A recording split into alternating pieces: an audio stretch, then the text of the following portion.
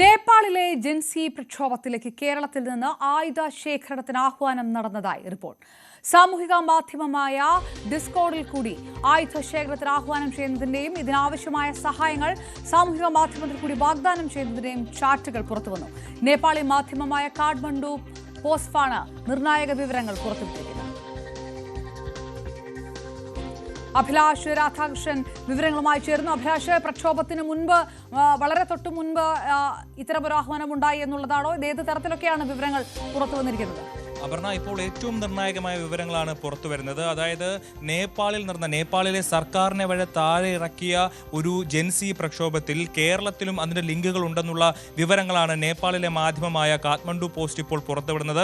അതിൽ ഇവർ ഒരു സാമൂഹ്യ മാധ്യമ ആപ്പിലൂടെ സംസാരിക്കുന്ന ഡിസ്കോഡ് എന്ന് പറയുന്ന ഒരു സമൂഹ മാധ്യമ ആപ്പിലൂടെ സംസാരിക്കുന്ന അതിൻ്റെ സ്ക്രീൻഷോട്ടുകളടക്കം പങ്കുവച്ചുകൊണ്ടാണ് കാഠ്മണ്ഡു പോസ്റ്റ് ഇപ്പോൾ ഈ വാർത്ത പുറത്തുവിട്ടിരിക്കുന്നത്.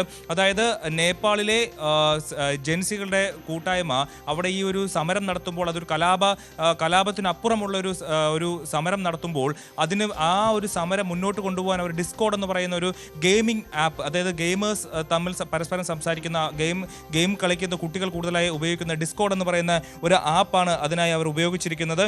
അതിലൂടെ ഈ ഒരു സമരത്തെ എങ്ങനെ മുന്നോട്ട് കൊണ്ടുപോകണമെന്നും അതുമായിട്ടുള്ള ചർച്ചകൾ നടത്തിയെന്നുമുള്ള വിവരങ്ങളാണ് ഇപ്പോൾ കാഠ്മണ്ഡു പോസ്റ്റ് പുറത്തുവിട്ടിരിക്കുന്നത്.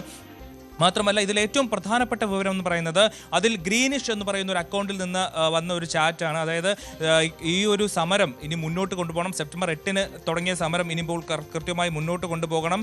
ആ ഒരു മുന്നോട്ട് കൊണ്ടുപോകുമ്പോൾ അതിനുവേണ്ട ആയുധങ്ങൾ നമുക്ക് ഇറക്കുമതി ചെയ്യേണ്ടതുണ്ട്. അത് ഇന്ത്യയിൽ നിന്ന് കേരളത്തിൽ നിന്ന് ഇറക്കുമതി ചെയ്യാൻ തനിക്ക് കഴിയും. 50-ലധികം ഗ്രനേഡുകൾ കേരളത്തിൽ നിന്ന് കൊണ്ടുവരാൻ കഴിയും.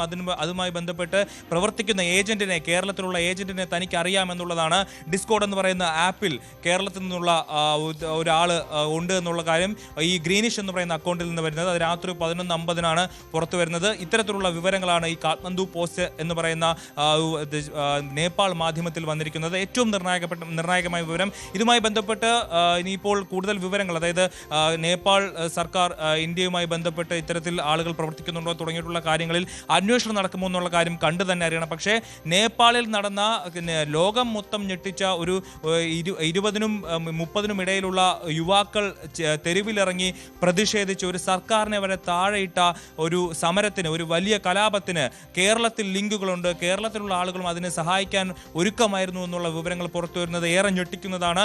അതിൽ കേരളത്തിൽ നിന്ന് ആയുധങ്ങൾ എത്തിക്കാൻ കഴിയുമെന്നുള്ളതാണ് ആ ചാറ്റുകളിൽ വരുന്ന ഏറ്റവും നിർണായകമായ വിവരം. അതിൽ കേരളത്തിൽ നിന്ന് തോക്കുകൾ എത്തിക്കാൻ കഴിയും, അതുപോലെ ഗ്രനേഡുകൾ എത്തിക്കാൻ കഴിയുമെന്നുള്ള വിവരങ്ങളാണ് ആ ചാറ്റുകളിൽ വന്നിരിക്കുന്നത്. അത് ഏറ്റവും പ്രധാനപ്പെട്ട നിർണായകമായ ആശങ്കപ്പെടുത്തുന്ന ഒരു വാർത്തയാണ് അപർണ.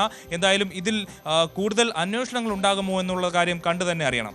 റൈറ്റ്. ഏതായാലും അതിനിർണായകമായിട്ടുള്ള വിവരങ്ങളാണ്. കേരളത്തിൽ നിന്ന് ആയുധ ശേഖരണത്തിന് ആഹ്വാനമുണ്ടായി, വാഗ്ദാനമുണ്ടായി നേപ്പാളിലെ ജൻസി പ്രക്ഷോഭത്തിനെന്നുള്ളത്. കൂടുതൽ വിവരങ്ങളൊക്കെ വരും സമയങ്ങളിൽ പുറത്തു വരുന്നത്. എത്രത്തോളം നിർണായകമാകും എന്നൊക്കെ കണ്ടറിയാനിരിക്കുന്നുള്ളൂ. അഭിലാഷ് രാധാകൃഷ്ണൻ വിവരങ്ങൾ നൽകിയത്.